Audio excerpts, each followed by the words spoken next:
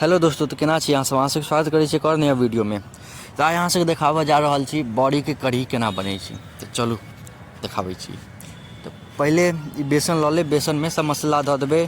वएह जीर, पचफोरना सब, जीर धऽ देबै, पचफोरना नहि देबै, जीर धऽ देब, लाल मिरचाइ धऽ देबै, धनी दऽ देबै, नून दऽ देबै, हल्दी दऽ देबै। ईसब दऽ कऽ पानि धऽ कऽ बढ़िआँसँ गुथि लेब एकरा। एखन पहिले अपना सब चलू बनाबै छी। पहिले अथी बना लै छियै बड़ी, ओहिके बाद ओकर कढ़ी बना कऽ ओहिमे धऽ देबै। तऽ चलू ई बड़ी बनाबऽके पहिले एखन बड़ी बनि रहल यऽ। एहिमे नून धऽ लेब तऽ खा सकै छी। आ नून धऽ देबै ने तऽ की हैत, ज़्यादा तेल सोखत। लेकिन जखने तैर कऽ निकलत ओ बड़ी तऽ खा सकै छी छुच्छे। नहि तऽ बिना अथीके बनेबै नूनके, तहन ओतेक तेल नहि सोखत। ओकरा तरबै ने, मतलब अथी छनबै तऽ सुखत नहि तेल, ओतेक तेल नहि सोखत। ओ फेर बिना नूनके रहत तऽ नीक नहि लागत खाइमे। तेँ नून धऽ देलियै, किएकि तऽ खाइएके छै ने, ओनाहु लोक खा सकैए। तऽ पहिले एकरा एनाही कऽ कऽ मिला कऽ एकदम बढ़िआँसँ बहुत देर तक, जा तक पूरा अथी नहि भऽ जाय। एकरा एगो ट्रिक छै, भऽ जायत ने तहन पानिमे धऽ कऽ देखबै तऽ ऊपर होइए कि नहि।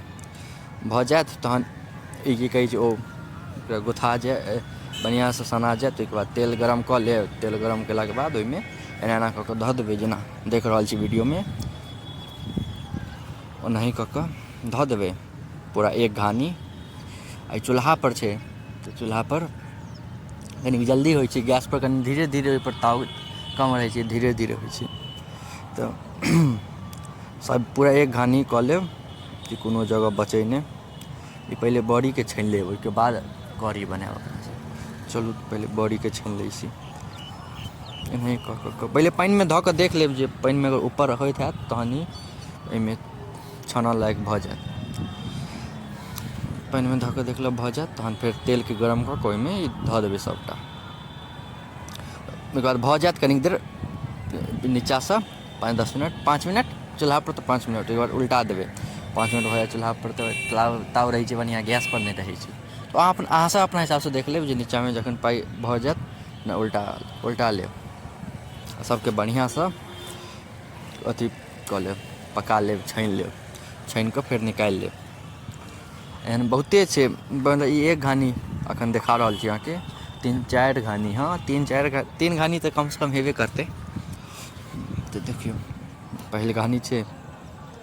एनाही सबके लारि चारि कऽ छानि कऽ बढ़िआँसँ एकदम लाल कऽ कऽ, देखियौ लाल भऽ गेल छै। ओहिके बाद एकरा निकालि लेब, भए गेल छै अभी निकललवला भऽ गेल छै। एहिमे नून दऽ देलियै ने तऽ कनि तेल ज़्यादा सोखत, ओहि हिसाबसँ करब। ओहिके बाद फेर आब एकरा निकालि लेब कोनो बर्तनमे। देखियौ कतेक नीक लगै छै से। आब चलू ई सब घानीके निकालि कऽ एहिमे धऽ देलियै। आब चलू देखाबै छी अहाँके कढ़ी केना बनै छै। तऽ ओहिमे जे कनि बेसन लागल हैत, या कनि बेसन ओहिमे छोड़ि देबै, कनि लागल पागल हैत, ओहिमे अपन दही दऽ देबै, कनि पानि धऽ देबै, आओर अहियोमे सब मसल्लासब धऽ देबै। जीर सब नहि देबै, जीर एहिमे पड़तै। तेल गरम कऽ लेब, फेरसँ ओहिमे जीर धऽ देबै, आओर तेजपत्ता, सूखल मिरचाइ ईसब धऽ देबै। ओ जे रस देखने रहू, ओहिमे सब मसल्ला, हल्दी पाउडर, धनिया पाउडर, ओहिमे तेलमे हीङ्गो धऽ लेब।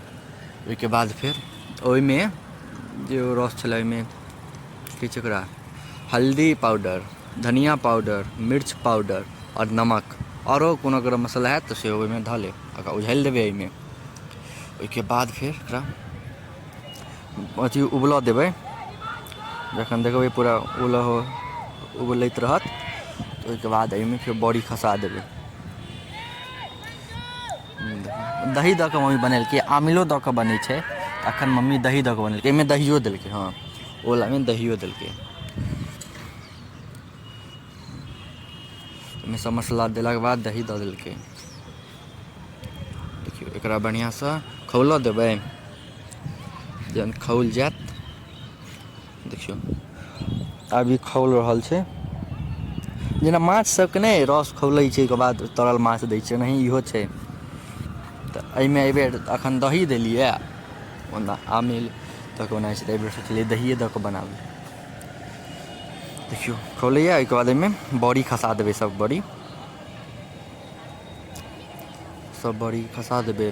फेर कनि लारि चारि देबै जे सब अपन अपन कोन पकड़ि लै, बुझलिए।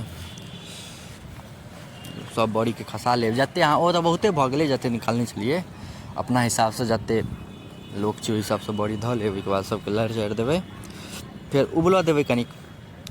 ई की छै, दहीवलाके जे रस होइ छै ने, ओ बादमे कनि गढ़ा जायत तऽ कनि ज्यादे रस देबै, देखलिए। बहुत आसान तरीका छै, देसी तरीका बड़ीके कढ़ी बनाबऽके।